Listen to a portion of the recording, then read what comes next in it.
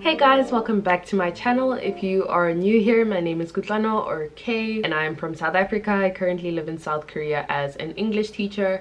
If you are not new around here, hey, what's up? So I started a Learn Korean with Me series a while ago on my channel, but I haven't really been doing Korean study tips or like language videos that much recently, just because I was traveling a lot, so I had a lot of vlogs to post, and then like people ask me questions and then I focus on like making sit down videos about that.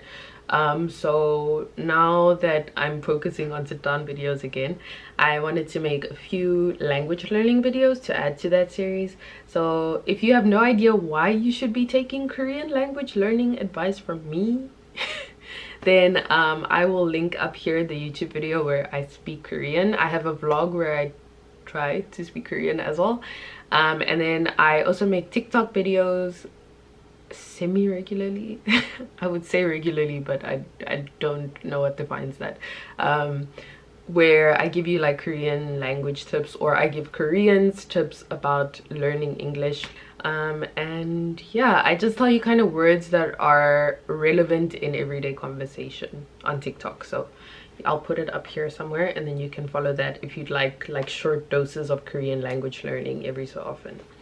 But this video is going to be about how to practice your speaking and pronunciation in Korean, especially for those of you who do not live in Korea or who do not have a Korean friend that you can ask. These are all methods that I used before I even moved to Korea, so hopefully they can be helpful to you, because honestly, knowing a language, whether you're like regardless of your level, speaking is everything, and speaking requires confidence, and you can only be confident in speaking by speaking. So let's get started. I'm going to tell you a few ways that you can practice your speaking and pronunciation, especially if you don't have like an actual Korean to speak to. Number one, speak to an actual Korean. So I know I said if you don't have an actual Korean to speak to, but the beauty of learning a language is that you can now meet people who speak that language, even if you're not in the same country as them. So another way that you can meet Koreans is Hello Talk. So Hello Talk is, this is not a sponsored video, I really wish it was, but it's not. Hello Talk is a language, well, there are other language exchange apps, this is just the one that I use. Hello Talk is a language exchange app where you can speak to Koreans who live all over the world, and you can either speak to them directly in a chat one-on-one, or you can just like post, kind of Facebook style, post something in Korean and then they'll correct you and then you can have a chat.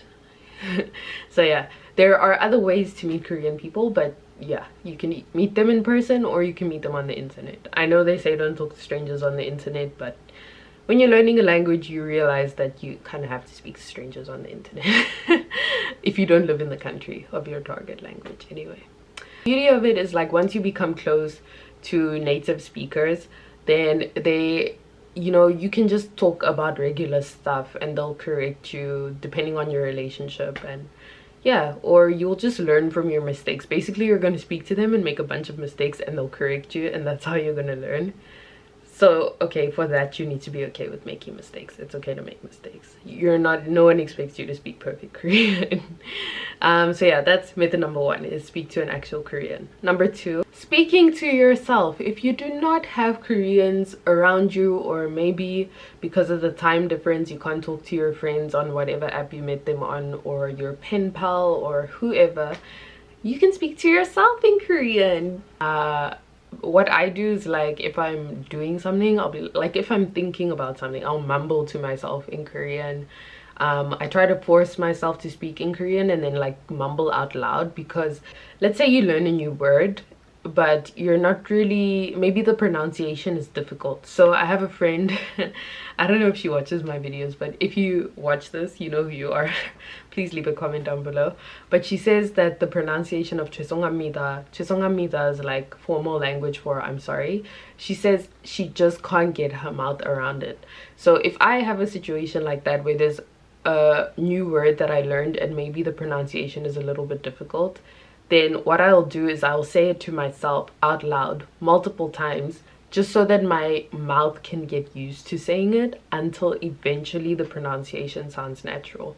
So that's why you speak to yourself. It's not necessarily just to hear yourself speak Korean. It's actually just so that you can get comfortable with the words and the pronunciation, and so that when in the situation you need to use it, it will come out naturally and it'll sound natural as well. Also, if you feel like it doesn't sound right, then you'll like watch something and then you'll be like, oh, I said it funny that time, and you can like correct yourself. So you can also be a really good help to yourself in terms of speaking and pronunciation. Number 3, I already mentioned Hello Talk, but on Hello Talk specifically, you can have phone calls with native speakers. So I wanted to point that out, and those can be a little bit iffy sometimes, because sometimes they like you're exchanging language, so they want to learn English, you want to learn Korean, and no one ever really, like, I speak in Korean, you speak in English, no one ever really does that. You always end up speaking one language a bit more, but you know, give it a try with different people and see what comes out. But yeah, Hello Talk has that phone call function, so that's really cool. And then you can also leave voice notes. If speaking to someone directly is too much pressure for you, then you can also leave voice notes on your TL, like Facebook style, or I guess Twitter style, because Twitter has voice notes now. And then you just basically leave it, and people will make, like, they can voice note back how to fix your pronunciation, or they can like comment, oh, that doesn't sound very natural, or focus on breaking up your words a bit more or putting them together a bit more, stuff like that. So that's a really good way to check your pronunciation as well. I will put in a clip of a voice note that I put up on Hello Talk. 어르시 타인을 위하는 말이나 행동을 취한다는 것은 생각만큼 그리 쉬운 일이 아닙니다. 현재 저의 있는 상황이 평탄하지 않을 때는 더더욱 그렇습니다. 우리가 살아가는 지금 세상은 모든 의의 마음에 부정적인 결핍을 안겨주기에 딱 좋은 구도로 돌아가고 있습니다. What I usually do is I don't record myself just saying random stuff. I usually practice my reading by recording myself. So what I will do is I'll have this book. So this book is called Noege, and the author is Hatewan. And then I will open this book, and you see on this page, I'll make another video about how to improve your reading, but I'll just open this book and I'll have my voice recorder like this, and then I will just read. Well, maybe I'll practice a bit first and then record, but then what you do is you listen back to the recording and you take note of where you sounded a bit awkward or unsure, or where you really butchered something, and then you just keep reading and practicing several times and listening back to it. That's another really good way to work on your speaking and pronunciation, and it'll also help with your listening. Another way that you can improve your speaking, this one's a bit weird, but you can speak into Korean Siri. So if you have an iPhone, I don't know about Samsung, I'm pretty sure you can. What is it, Bixby? I don't know, Samsung people, educate me in the comments. But you can change your Siri to Korean. I think mine is set in Korean right now. Hold on, Siri야. Okay, yeah, she's set to Korean. Okay, and then you speak into Korean Siri, and usually if Siri doesn't understand you, like if the Korean Siri doesn't understand you, she'll be like, I have no idea what you're saying.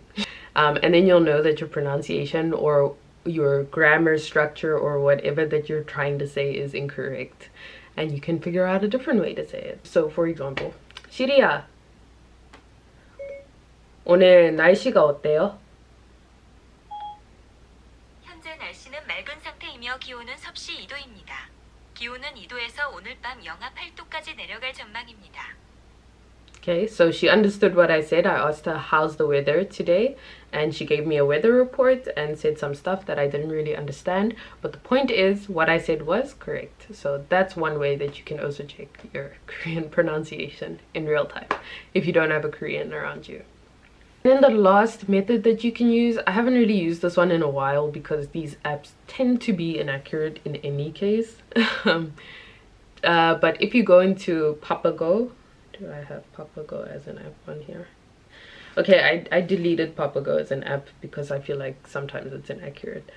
Interesting enough though, if you use the Naver English Dictionary app and then use Papago through it, it's more accurate. I don't know why, but it has this little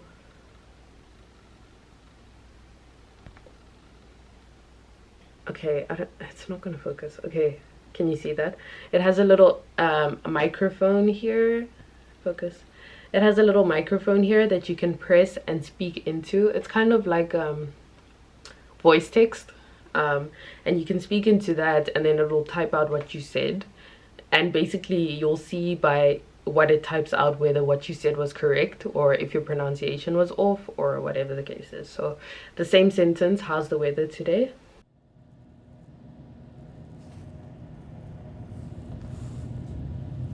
오늘 날씨가 어때요? What's the weather like today? The Papago app is actually really nice because you have the voice feature, voice text feature, and if you have like if you get like a text message or you see a poster or something and you don't know what it says, obviously it's going to take you too long to type all of that in, so you can take a picture through the Papago app and then it will translate the picture.